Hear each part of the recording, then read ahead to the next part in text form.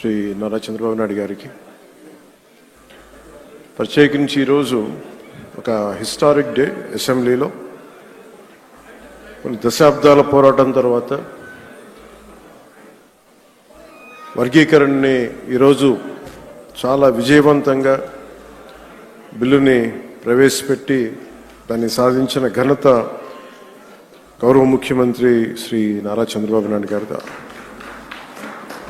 అలాంటి సక్సెస్ఫుల్ రోజున ఈ రోజున శాసనసభ్యులందరూ ఈ క్రీడా సమ్మేళనం తాలూకు మన ప్రైజ్ డిస్ట్రిబ్యూషన్ కానీ అలాగే ముఖ్యంగా ఈ కల్చర్ ప్రోగ్రామ్ చూస్తే నాకు నేను చేసిన గబ్బర్ సింగ్ సినిమాలో నా పోలీస్ స్టేషన్ సీన్కి వచ్చింది. చచ్చిపోయాను నిన్న. అంటే నేను ఎప్పుడు నా లైఫ్లో ఇన్ని దశాబ్దాలు అంటే మనకు కొంచెం మన అసెంబ్లీలో ఇన్ని దశాబ్దాలుగా ముఖ్యమంత్రి గారిని మన నారా చంద్రబాబు నాయుడు గారిని చూస్తున్నప్పుడు ఎప్పుడు ఆయన ముఖం ఇంత నవ్వుగా నేను నా జీవితంలో ఎవరూ చూడలేదు.